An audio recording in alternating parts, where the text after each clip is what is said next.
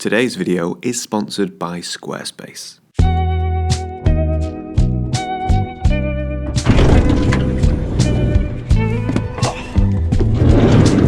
Alright, welcome to another video everybody, a video from the glamorous Royal Mail Delivery Pickup Sorting Office, where I have just collected this package. You see, if you've watched this channel for any amount of time, you'll know that I struggle during the summer months. This is a landscape photography channel, and although you may think that summer is great for landscape photography, for me it's not so much. Very early mornings, very late finishes, busy locations full of people out enjoying their lives. How dare they? But I much prefer winter and autumn time. But what's in this box may change all of that. In fact, you know what? I genuinely think it will change all of that. Here we go, a Fuji X-T3.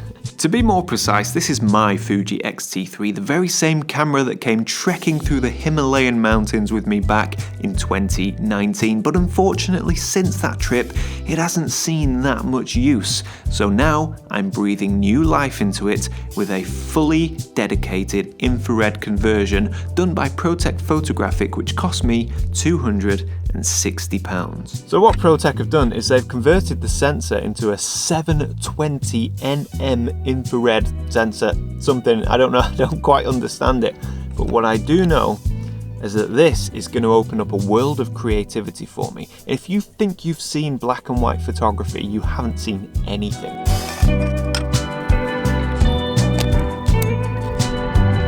Thankfully today we have a beautiful sunny afternoon, which is perfect for going out into the field and testing my new infrared converted camera. So I urge you not to click off this video. Not because I need the algorithmic minutes viewed, average times and all that nonsense, but because I think that you could really learn something and be inspired. And although infrared photography might seem a million miles away from what you know and understand, and it also might feel quite inaccessible, what I've learned after getting my own camera converted is, I tell you what, it's a heck of a lot more accessible than buying the latest camera or the newest lens. In terms of opening up your creativity and diversifying your portfolio, I can't think of a better way to spend a couple of £100.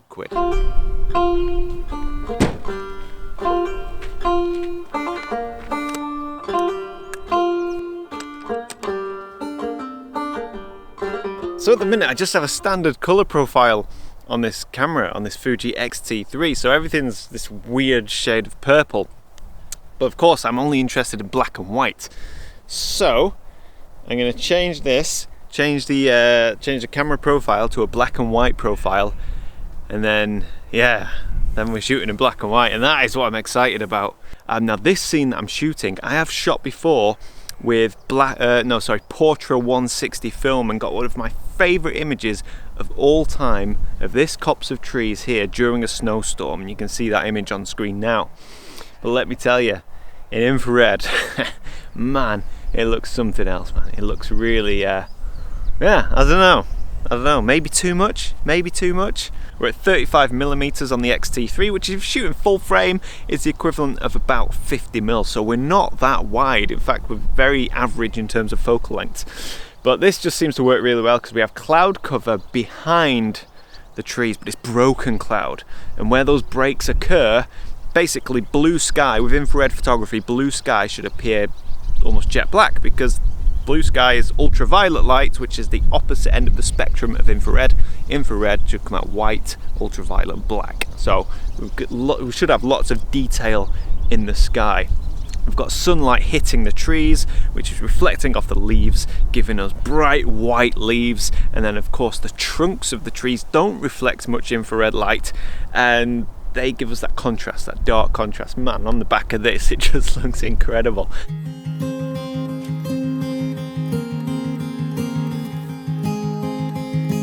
Well, this isn't too bad for my first ever infrared shot, but I'm not overly happy with the image. I feel like there's too much cloud and the sky is too distracting, and my composition is off. I think for this type of photography, negative space is king, and unfortunately, this composition is too tight. But stick with the video, because trust me, as we go on, the images get better and better. I think they may also get a bit worse as well, but ultimately, they end up incredible. So behind me, just there, we have a fairly innocuous, boring group of trees, at least in this light. Harsh, midday, summer sun, where no landscape photographer would dream of coming out. But with infrared photography, I reckon there's a shot there. Do you know what I feel like? I feel like when I was about 18 or 19, and I got my first DSLR. It was the first camera that I'd ever owned. It was a Canon 350D, one of the first DSLRs that was sort of a consumable camera. And I remember for the first like 6 months to a year of owning that camera, everything was a potential masterpiece. I was so curious and explored so far and wide with that camera. I'm not necessarily saying any images were good. That doesn't matter. It's completely irrelevant.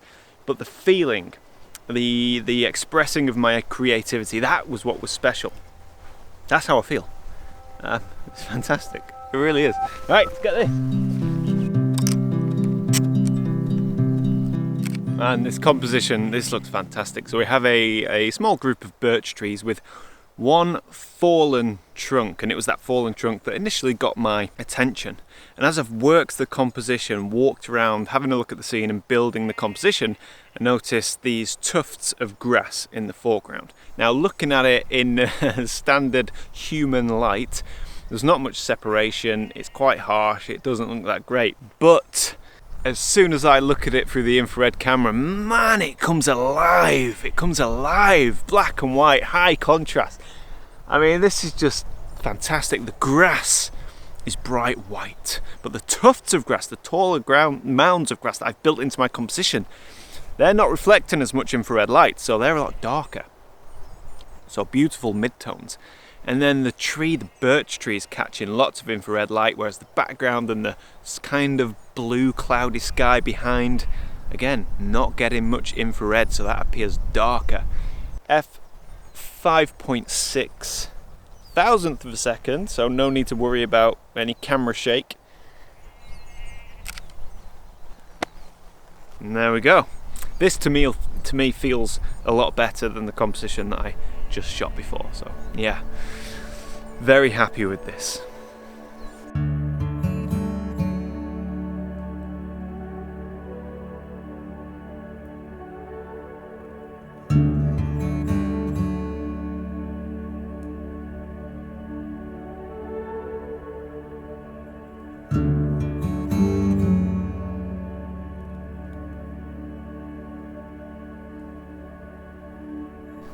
So unfortunately, the clouds have built in quite a lot now, and we have what can only be described as milky skies. But the images still seem to be having quite an impact. Now, I've moved away from the kind of obvious big leafy green tree and sunshine, and I thought I'd have a look at more intimate compositions and see what different textures look like. So I'm framing up these trees. There's these pine trees.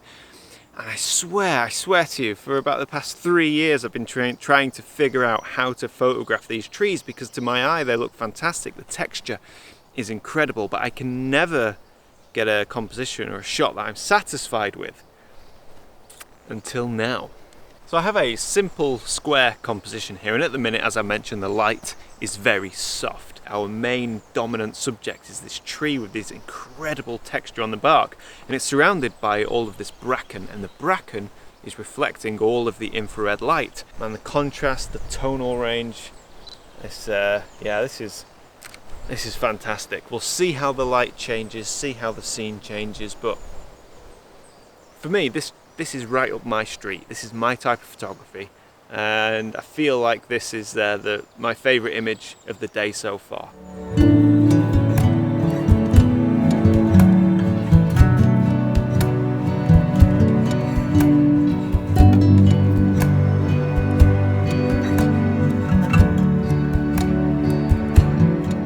So for this shot, we're going handheld.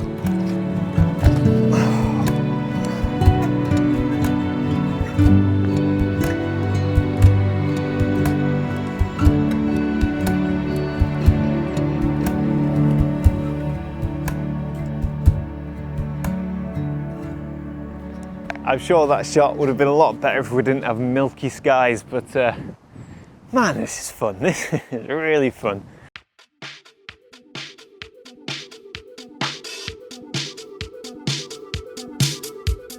This is fantastic. We've driven away from the deep woodland and we are out in the farmers' fields, the countryside of Northumberland, and it's absolutely breathtaking. The milky skies have gone and I'm surrounded by lone trees.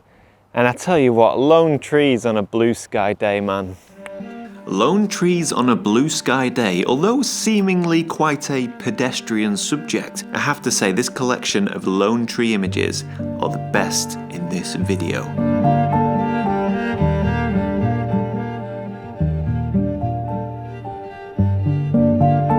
But of course, let me know what you think in the comments below.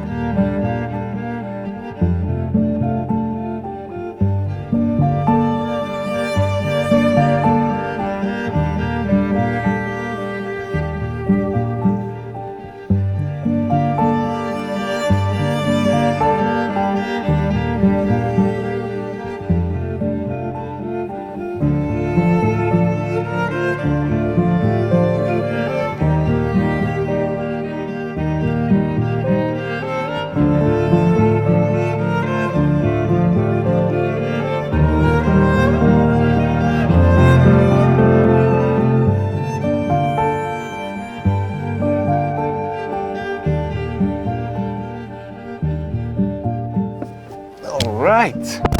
Well, I don't know about you, but I think that was a great success. I do. My first ever trip out with the infrared camera. And although what you've seen today is probably what you would expect from infrared photography, I do feel that there is so much more out there, so much more possibility. And, you know, for me, this isn't a novelty. This is, oh man, I've had such a good time, and I feel like that this could be used in so many different ways. So yeah, I hope you've enjoyed it. Let me know actually in the comments if, I don't know, like let me know how you feel about infrared photography, and if, yeah, this one-off video is fine, but you don't want to see it pop up regularly on the channel. I don't know. I mean, I've no intentions to become an infrared photography channel, but every now and again, it would be nice to drop a video that's infrared, especially when I start working my compositions more rather than just walking around farmers' fields getting shots of lone trees, although they were very nice lone trees, I have to say. But please do let me know in the comments if you've enjoyed the video, like and subscribe. And finally, let me finish with a message from today's sponsor, which is Squarespace. If you don't know who Squarespace are, they're an all-in-one website building platform where you log on and you build your own website using their easy drag and drop system. So if you've never built a website before and you don't even know where to begin, well, Squarespace is a great place to start because it is so easy and intuitive. You know, get yourself an infrared photography website. I don't know, irjohn.com, something like that, because you can get your own domains there. So if you fancy your own website, go to squarespace.com/Hetun and give it a free try. And if you like free trial, use the offer code Hetun for 10% off your first purchase. My God, it doesn't look it on the camera, but it is hot in here and I'm sweating. So I'm going to leave it there. I've had a great time. Hope you've enjoyed it, and I'll see you all next week.